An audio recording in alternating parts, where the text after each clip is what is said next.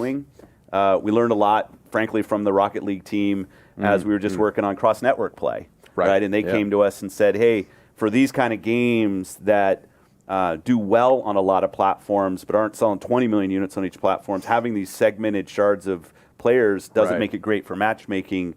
So they came and asked us about cross-network play, and I wasn't in the role when some decisions were made around not wanting this as a policy in Xbox Live, but I looked at it, and as a game creator, it made complete sense to me that we should be able to link the networks together. Absolutely. You know. So, and the Valve guys, who we know really well, have been very supportive of that. It's great to see that, and I hope it continues. Yeah. So when I think about a platform holder, when I think about Nintendo and Sony with the PlayStation and Microsoft with the Xbox, you tend to think about it in terms of installed base and selling boxes and putting out the big first-party games to move the units and I think build that base. it was a good E3 for first-party games, actually. I agree. Yeah. But now with the messaging being like, hey, you're going to be able to play a lot of these games on the PC,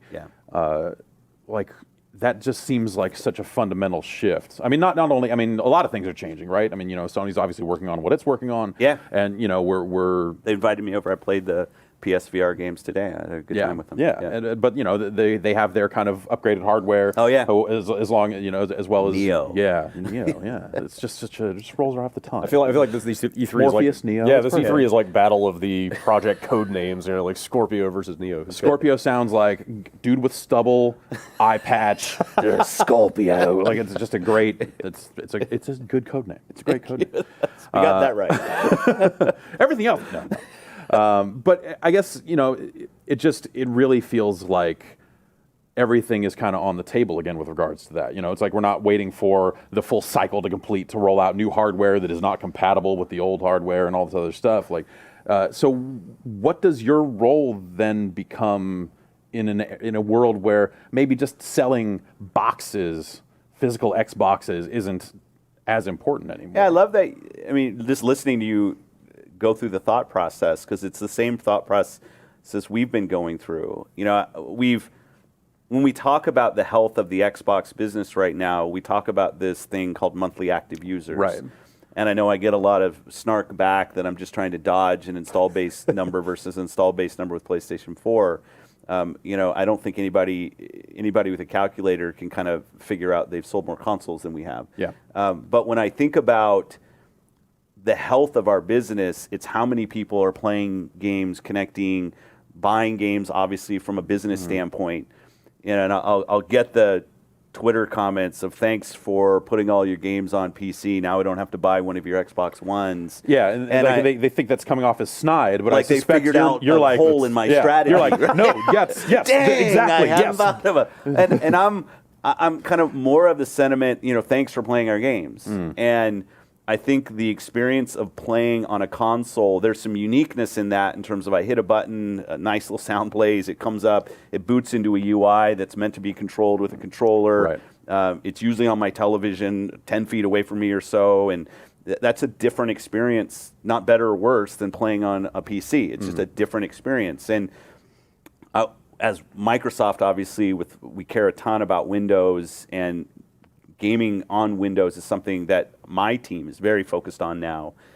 So I looked at the health of both of these and said, if we get into this world where, as an Xbox business, we look at people playing on PC as somehow detrimental to our Xbox business, we'll never do a good job. Sure. I lived through that. It was called Games for Windows Live. Right. And the problem with Games for Windows Live is the Xbox team looked at those users, and it was always, how can we get them to buy an Xbox? And I don't want to be about that. So if I then put out, hey, how are we doing on a unit basis versus PlayStation 4? I'm actually reinforcing something that isn't how we're driving the business at a fundamental level. At a fundamental level, this is about building the best games we can, like Quantum Break, and building the best. It was a fun TV show with some video game in the middle of it. Here we go. Right? Yeah. We're going to throw down right here. We're going to throw down. No, building the best games we can.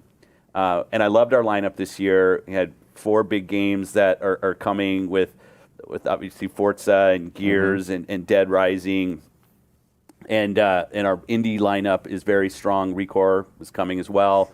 We got great lineup next year. continuing to build out our features on Xbox Live. I thought Yeah. Mike did a nice job talking about clubs and arena and looking for group and features that we're adding as we continue to add data centers. Getting people together that might not just curse at each other into That's a right. microphone, like like-minded people and that No, sort of it's a stuff. little bit of a sideways, but I want to take a second on that one because I've said this before. I'm a father of 2 daughters, and I think about Friday night. My daughters like to play games. Do I really want to put them on Xbox Live? And as we thought about gaming for everybody, creating an environment where everybody feels that they have the gaming experience they want, clubs was something, and looking for group, kind of the intersection of these two things. I'm old dads that go to bed at 10. That's my club. So, if you want to play games till midnight, that's not the club I'm in. Yeah. But I wanted people to be able to create communities on Xbox Live. And it doesn't have to be restrictive communities. It could be people in LA that like to play Destiny, right? It could be, it could be game-based things. But this idea that I can create a sphere on Xbox Live of people that I'm comfortable playing with, that I get to choose who I want to play with, and I can use that as my matchmaking group. To us as the platform holder, that was an important thing for us to go do, and I hope it takes off. Yeah, I think that's definitely a problem worth solving. I'm a very foul-mouthed person. But I haven't noticed that so far. It's early in the night. Okay. We give it a little bit. We'll see how it goes. But even I have taken to a point where I'm just like, I just don't wear a microphone playing any game anymore. Yeah. I installed Overwatch on the PC and immediately looked for ways to disable all communications. Yeah. I just don't want to hear from people. I know. And it's sad. It is. You think about gaming as this social thing, and now it's only if you're playing with friends in real life. Yeah. Can you have that voice chat, because that is exactly what we're trying to solve, right? You're either people I really know or everyone, and we said, hey, can we create this cohort that somehow is selected that actually has a governance model, so you can have private clubs where you actually have to get in people as moderators can move you out of the club if you're breaking the rules, with persistent message boards and stuff, so you actually can know what's going on in the club. And I'm not going to say it's going to be perfect, but as it comes out, but we're going to learn, and I like that we're doing that. But anyway, the game's on top of the service with the hardware, and if that hardware where people are running those happens to be a great Windows PC, I absolutely want to embrace that. Yeah. And so it's important that we bring our first-party games to Windows then. And Xbox Play Anywhere felt like a good feature for the people who have a console and a PC. If you only have a PC and you never have a console, Play Anywhere will give you a bigger base of people to play with on most games. But it's obviously not the value of I can also play on a console. But getting back to the original point of, that's what's motivating us, is to get a lot of people together playing games, and it's not just can I outsell Sean and Andy's console, because they're doing a really good job with their business, and as a member of the game industry, I'm proud of the success that all of us are having right now. It's been neat to see. I feel like at the start of this generation, the questions were do people want consoles? You're absolutely right. And to see oh wait, no, people totally want consoles. I say that over and over. 5 years ago when I was here and I was running first party, it was isn't everybody just playing games on your phone? Yeah. What are these kind of weird devices that I plug into my television? Who would even hook this up? Yeah, exactly. And now Sony's killing it with the PlayStation 4. We're selling a lot more Xbox Ones than we were 360s at this point in the generation, and Nintendo's getting ready to come out with an X, and I'm incredibly excited to see what they're going to do. So. Yeah. It just feels like a really good, healthy time for the industry. Competition's good. It kind of keeps all of us driving, doing forward. Things like Neo, things like Scorpio. I think this is all us trying to innovate and find ways of making the gaming experience better, and that just feels like it's a good thing. Yeah, and it seems like, in addition to those options, for players, it seems like it gives you some pretty good options. Should we ever get to a point where people maybe decide, maybe consoles aren't really the thing anymore, you're on the PC. Yeah, you're out there doing other things. I'm very committed to the console space. I'll say, not that it's about my personal taste. I play most of my time on this dang Destiny game on Xbox, and I love the experience on the television and what it is, and I think it's going to be healthy for a long time. But you're right.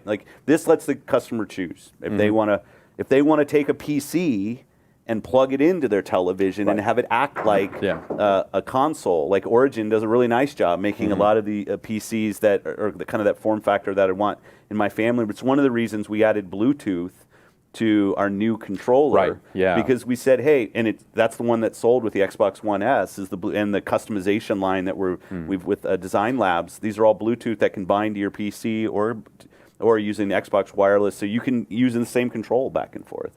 Do you foresee an updated Elite controller, putting Bluetooth in there? We've had a lot of success with Elite, and that's what I've got hooked up to my PC right now. It's a great controller. You know, I think absolutely. I think we're long on the Elite line of controllers. We don't have anything to talk about now. Yeah. I'm really happy with the quality and the response that we've received from the one that's in market. But it's something, having a top controller, something that for the premium of the people who play a lot of games and want the absolute best, is something I think we should always have in our line. Yeah. We're talking about VR. Yeah. Microsoft in vague terms. In vague terms, we had Palmer on last night. Oh, how do you do? Good. Great. Yeah? He was what, on Ubi's stage? Playing Eagle Flight. Yeah. Killing people, just going nuts. Eagle Flight and killing people. Yeah. I missed it. I should have seen that. I just, you guys have obviously put the Xbox One controller in the box with the Rift. You've got a partnership there. Yeah. Microsoft not necessarily in the VR headset business. Do you think that, am I going to be able to plug my Rift into a Scorpio? So as I said, when we were going through the design of Scorpio from a technical standpoint, obviously the advent of, I think PC is the best place for VR right now. I've said that over and over. I think PC offers the ability to, and you see it, plug a device into this high compute powered machine. I can get my own compiler. I can hand you a thumb drive with the game. Like, it's all of these things that really are such a great enabler for the innovation that we've always seen in the PC, games and non-games. Especially in these early days. Where it literally is like, hey, I just coded this, try this out. Right. Tons of Does this make you sick? Yes or no? That's because we're so early, right? It's so early in the VR space. And if I've said I think it's too early to try to verticalize in a closed ecosystem VR, and I know that seems like a shot. I'm just like, as somebody who's been in this industry for a while, watch where we are with VR. I think VR has a strong history in front of it. It's not 3D TV. It's nothing that's going to go away. I think it has a real place. What the actual experiences will be that make VR something that, for everyone, I don't think we know yet. That's not a criticism. We just don't know yet. I don't think it's going to be a literal translation of games I play on a 2D screen into a 3D world. I think, just like TV early on was us filming a play, and it turns out TV is not filming a play. It's something different. And I think we'll learn the same thing about VR. And I love the PC space because the innovation is just so strong. We were in Taipei a couple weeks ago at Computex, and we must have seen 40 different head-mounted displays in development for hardware manufacturers. Yeah.